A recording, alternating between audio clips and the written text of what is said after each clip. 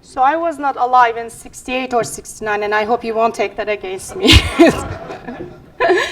All right, so I think Bill really set the stage very well for this project. Despite all the evidence that we know things don't work the way they should work, and we have lots of techniques to really get ahead of the curve still, especially in high ceremony, large-scale organizations and organizations like the Department of Defense, a lot of the software development practices focus on heavy documentation, a lot of monolithic practices in terms of requirements, architecture, and assurance. And that's where our project is mainly focused on. And what we do is we use three-pronged approach where we have architecture dependency management, incremental assurance structuring, and quality attribute allocation techniques in terms of understanding how we bridge the gap.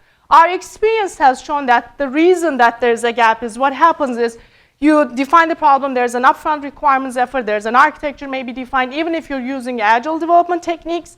As time goes on in large-scale projects, there's a huge gap that happens between the development effort and all those good decisions that might have been made. So you need to bridge the gap where the architecture and assurance information needs to get closer to the developers with tools. And that's where we're actually focused.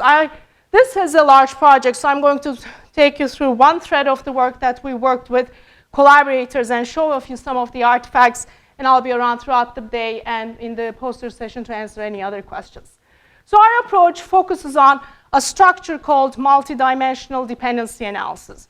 So you can extract significant dependencies about how information exchange within the code, and those could be populated in an automated way. But there's all sorts of other information that goes into that. Deployment information, performance information, security information, which may not necessarily come from the code. So we augment that with the architectural formal models, and we overlay it with the quality attribute information, meaning what might be some of the significant things that we might care about during sustainment, or where is it that I really want to assure the system in terms of their performance requirements, or what might break as I move on throughout the life cycle.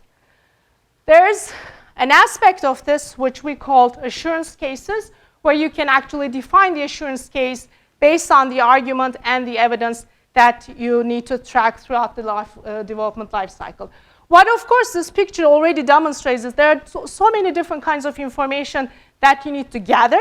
And by the time it hits the development effort and the testing effort, that information might already be changed, and their propagation loses its value. So that's why we are focusing on understanding how we can actually augment these and extract these in an automated way.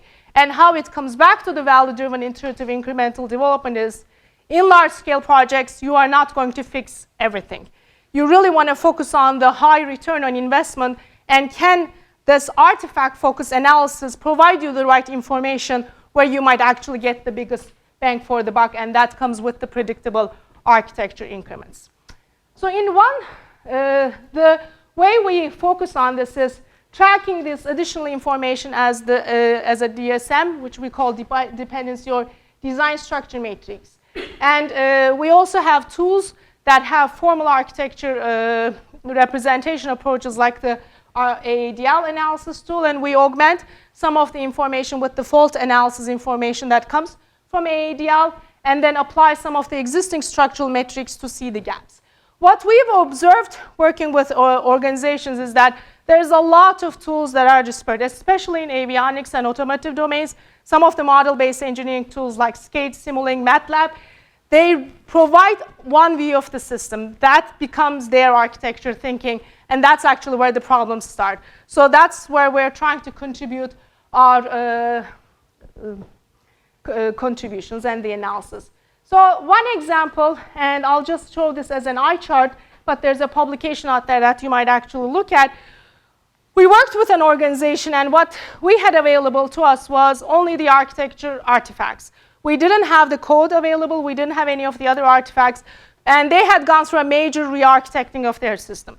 So we analyzed the before and the after of the system, using some of our techniques in terms of extracting. Of course, this was manual. We just had the artifacts available to us. So one glaring thing that was very obvious very quickly is, although there was a huge re-architecting effort, the dimensions that you would hope to improve, for example, maintainability, sustainability, were not improving based on the analysis. So we went back to the engineers and said, okay, why did you go through this all? Because we don't see the improvement.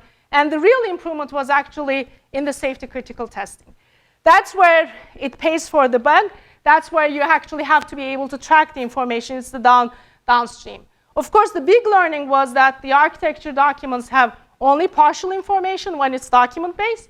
And the other part of the information is that manual processes will not work. So in the next stage, we had another organization that was very much interested in this very similar problem. And they had a stepper motor example. A stepper motor is part of an avionics system. It tracks the position and the steps that you can calculate. Again, these are some eye charts. But what they were really looking at is how can we ensure that the steps calculate as they are supposed to be calculated. And more importantly, what they were struggling with was every time they made a change, they had huge testing costs that derived from the architecture. So that's, again, we applied the analysis, and the big lesson learned there was that still there's lack of formalism in terms of understanding what a dependency is in the architecture world and how that propagates from the requirements. So our initial contribution is a first step in terms of formalizing these that do not only look into architecture and the code, but some of the formal representations as well. So we used our dependency guide to extract some of the missing information. The tools they used, like SCADE and Simulink, only look at data and control flow. So if you look at this chart, you have some of these dependencies represented between different elements.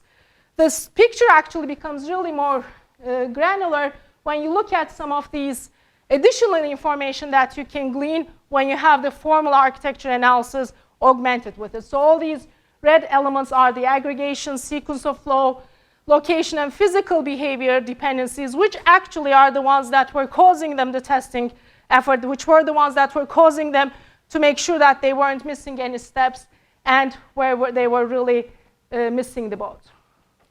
When we look at it, of course, just looking at these diagrams do not provide any information to the engineers. You need to take it one step further. So we applied clustering algorithms to these before and after views of the augmented analysis. And you actually then start seeing the implications of the propagating information when you need to look into the safety criticality and the testing of the architectural changes. And that's why these organizations continue to work with us, because they see gaps in their tools, and it's the automation that will really provide the additional information, but they don't know where to spend their efforts. And that's where our contributions has been through this year working these different organizations. And this also is in review and will be a report available hopefully in the next couple months. So the next two pieces that I will very quickly go over is the incremental assurance piece as well as the quality attribute piece. So this is an assurance case structure. So what this structure does is, like, for example, I would like to make sure that I don't miss any information in the safety critical testing, and you track that argument with different kinds of evidence that you might collect.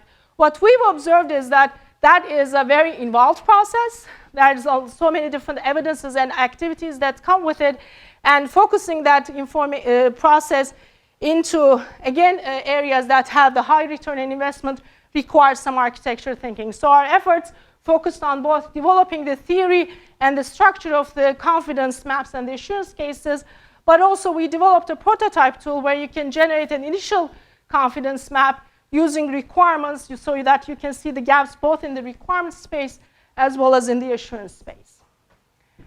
And the next piece is the quality attribute allocation. When you step back, you realize that this all starts in the requirements.